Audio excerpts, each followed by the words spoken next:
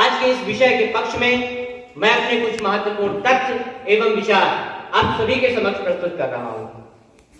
मेरे साथ इस विधा पर चर्चा के लिए मेरे साथी उपस्थित हैं अनुभव सिंह, वर्णिका सिंह, भूमिका सोनी व सृष्टि सिंह। महोदय, मैं अपने विषय पर प्रकाश डालने से पहले अपने विद्यालय व अपने साथियों की ओर से यहाँ पर विराजमान माननीय दाऊ साहब व अतिथिगणों का बहुत बहुत स्वागत वंदन अभिनंदन करता हूँ व बहुत बहुत आभार व्यक्त करता हूँ जिन्होंने अपना अमूल्य समय प्रदान कर हमें अनुग्रहित किया। महोदय, अब मैं अपने विषय पर आता हूँ।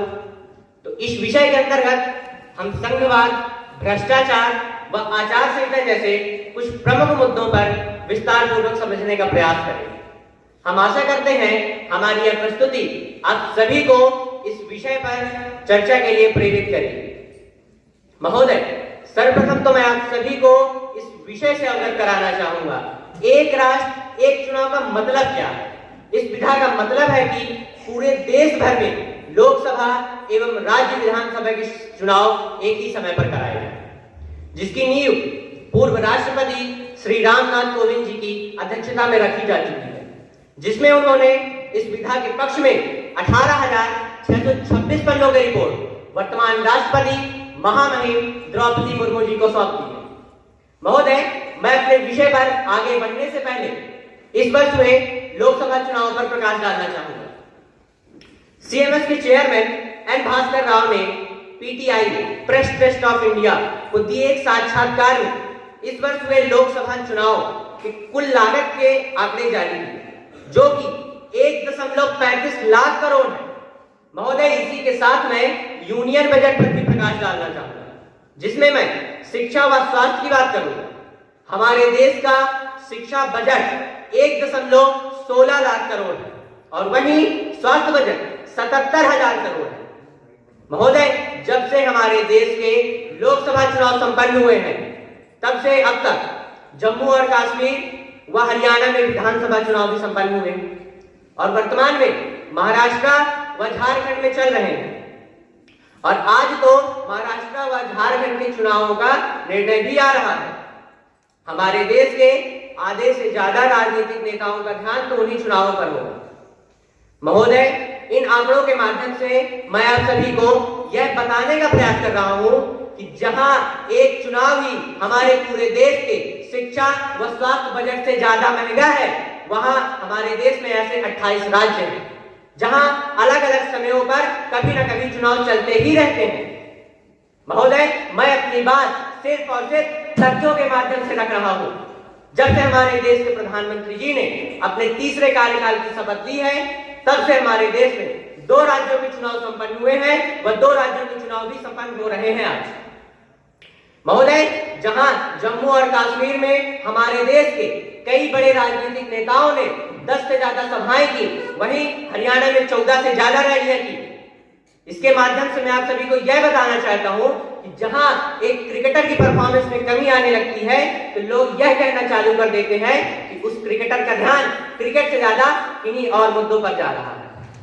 महोदय, सत्ता एवं शक्ति की चाह हर किसी को है और मैं यह दावे के साथ कह रहा हूं कि जब भी जिस भी राज्य में चुनाव होंगे, तो ये सभाओं और रैलियों का सिलसिला यूं ही चलता रहता था और भविष्य में आगे भी चलता ही रहेगा। माननीय दाऊ साहब और यहाँ बैठे हर एक अभिभावक गणों को भी यह ज्ञात होगा कि चुनाव आयोग के पास कोई खुद का सैन्य बल नहीं होता है, बल्कि चुनावों के लिए अलग अलग विभागों के कर्मचारियों को तैनात कर दिया जाता है। केंद्रीय रिजर्व पुलिस फोर्स के अधिकारियों को तो बार बार चुनावी ड्यूटी के लिए ही एक राज्य से दूसरे राज्य भटकाया जाता है। महोदय, अब मैं अपने विषय पर आता हूं। आप सभी को एक राष्ट्र एक चुनाव की कुछ सकारात्मक पहलुओं से अवगत कराता हूं। सर्वप्रथम, इस विधा से लागत व संसाधन की बचत होगी।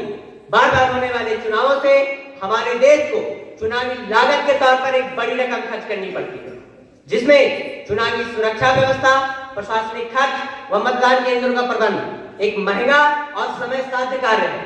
यदि इस विधा को अपनाया जाए तो हम अपने चुनाव में होने वाली लागत में उल्लेखनीय कमी ला सकते हैं वह चुनावी प्रक्रिया को अधिक प्रभावी बना सकते हैं। महोदय, इस विधा से नीति निर्माण में सुगमता आएगी। सरकार को अपनी नीतियां बनाने व लागू करने के लिए अधिक व्यवस्थित समय मिलेगा, जिससे उन्हें बार बार होने वाली चुनावी तैयारियों पर ध्यान नहीं देना पड़ेगा और जिससे निर्णय लेने व योजनाओं के क्रियान्वयन दोनों में तेजी आएगी। महोदय, इस विधा से चुनाव आयोग की कार्य क्षमता में वृद्धि होगी, क्योंकि चुनावी प्रबंधन को एक व्यवस्थित व कम समय की आवश्यकता होगी। महोदय, अब मैं आप सभी को भ्रष्टाचार पर पड़ने वाले इस विधा के कुछ सकारात्मक परिणामों से अवगत कराता हूँ।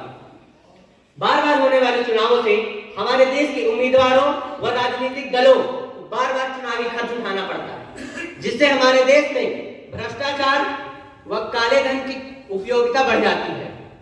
यदि इस विधा को अपनाया जाए तो हम पूरे देश भर में चुनावों के समय आचार संहिता, चुनावी नियम व प्रथाओं का सख्ती से पालन करेंगे और अपने चुनावों को अधिक पारदर्शिता व निष्पक्षता के साथ संपन्न कराएंगे, जिससे भ्रष्टाचार को भी कम किया जा सकेगा।